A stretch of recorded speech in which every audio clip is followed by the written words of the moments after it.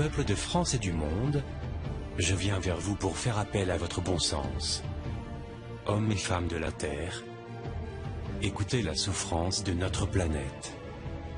Bientôt toutes nos sources d'eau seront empoisonnées. Le dernier arbre aura été coupé, et nous prendrons conscience trop tard que l'argent ne nous nourrit pas. Nos dirigeants politiques nous ont menti, trahis, et nous sommes tous victimes d'un esclavage financier depuis bien trop d'années. Tellement d'années qu'il m'a fallu chercher l'origine de la faille de notre nation actuelle dans les livres d'histoire. La conclusion est claire, laissez-moi vous l'expliquer. La République fut créée sur la base des écrits de Machiavel, au milieu du XVIIIe siècle. Je cite. La République garantit le pouvoir par la corruption. Celui qui détiendrait l'argent aurait donc tous les pouvoirs, si les nations adoptaient la République. Le message du livre de Machiavel le Prince est que les lois et la moralité sont des fictions qui ne s'appliquent en aucune manière au roi et au pape. Que de tels dirigeants doivent utiliser la ruse, le subterfuge ainsi que tous les moyens de violence et du crime pour se maintenir sur le trône. Ils se trouvent aujourd'hui à la tête des États, tout en se faisant passer pour des personnes justes et pures. Depuis toujours, ceux qui n'ont aucune valeur morale, aucune éthique, aucun scrupule, sortent toujours vainqueurs. La République est le système idéal pour favoriser l'ascension des moins pourvus de ses qualités humaines. D'autant plus, si les candidats sont d'abord sélectionnés, selon ces critères de dénuement à l'intérieur de sociétés occultes qui gèrent les partis politiques et le système financier. Celui qui ment le plus, fait le plus de fausses promesses, gagne toujours face à celui qui tente de ne pas trop tromper ses électeurs. Le raisonnement est parfaitement juste. La République est un système garantissant la corruption, et donc la possibilité d'utiliser les dirigeants pour manipuler le peuple, mais aussi d'établir les lois, assurant la continuité de cette République, garante du pouvoir dans l'ombre, et enfin, favoriser les intérêts de ceux qui participent à l'asservissement du peuple. Après 2 guerres mondiales, ils ont réussi à imposer sur presque toute la planète un système qui leur permet de contrôler la vie politique et économique de chaque pays. Peuple de France et du monde, voici la faille de notre nation actuelle, comme celle de nombreuses autres nations. Il est vital qu'une opposition s'élève contre le principe de la République, qui garantit la continuité de leur plan, et le remplace par un autre mode de gestion de la société. La technique employée, pour obliger les dirigeants d'un pays à imposer au peuple la crise financière, pour le contraindre à accepter la vente des activités vitales du pays, telles que les compagnies des eaux, d'électricité, d'aviation, les compagnies pétrolières, les banques et j'en passe. Cela se nomme la corruption. Les élites appelant cela, à leur gré, privatiser ou libéraliser, afin de camoufler au peuple leurs coupables machinations. Depuis les années 2006, les élites ont lancé leurs grandes offensives économiques sur l'Europe, avec la complicité des principaux dirigeants politiques et économiques. La finalité étant de faire disparaître toutes les nations de l'Union européenne, pour les transformer en petites provinces du nouvel ordre mondial. Provinces dirigées par un Conseil européen, dont ils sont déjà les seuls maîtres.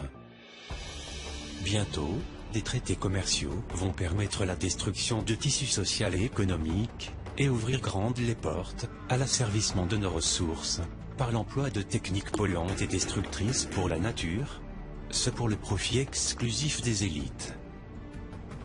Le TAFTA, marché transatlantique le plus libéral et liberticide qui ait jamais vu le jour, va obliger l'Union européenne à suivre et faire appliquer à tous les pays de l'Union les normes américaines. Ceci aura pour conséquence majeure de détruire la gestion rationnelle des terres de l'Union pour cultiver des OGM, puis pratiquer l'élevage intensif aux hormones et antibiotiques divers, en faisant disparaître toutes les petites exploitations agricoles, ceci étant prévu pour 2015. Ensuite, le programme TISA, lui, fera disparaître la sécurité sociale, les caisses de retraite, et tous les services publics deviendront privés, donc payants. Ceci étant prévu pour 2018. l'État français a d'ores et déjà annoncé que les caisses de retraite complémentaires sont vides, et que sous 2 ans, il n'y aurait plus aucune retraite d'honoré. Enfin, la restructuration des régions achèvera les nations en les divisant en provinces européennes, ceci étant prévu entre 2018 et 2020. Si rien n'empêche ces programmes de s'accomplir, la France aura disparu dans moins de 10 ans. Une personne seule ne pourrait rien contre cela. En revanche, un peuple uni, un peuple assez fort culturellement, pour disposer à la fois d'une base sociale solide et d'une philosophie civique. Un peuple dont le pays offre assez de rayonnement international pour que son action soit rapidement suivie par d'autres nations. Un tel peuple pourrait prendre définitivement son avenir en main. Vous, Français, qui refusez ce nouvel ordre mondial, vous qui voulez conserver identité et indépendance, vous qui souhaitez établir vos propres valeurs, votre propre mode de vie, vos propres lois et enfin retrouver votre dignité. Vous, Français, qui jugez que la prospérité de la France ne devrait pas profiter qu'aux seuls banquiers et politiciens. Vous, Français indivisibles, de toute religion, de toute ethnie, de toute profession, de tous niveaux sociaux, de toute région, prêts à défendre une valeur unique d'un pays libre, tendant la main à tous les peuples de la terre, invitant à refuser les guerres et la dictature mondiale de quelques familles. À vous tous. Rendez-vous le 14 juillet 2015, à Paris, place de la Concorde à 10 h.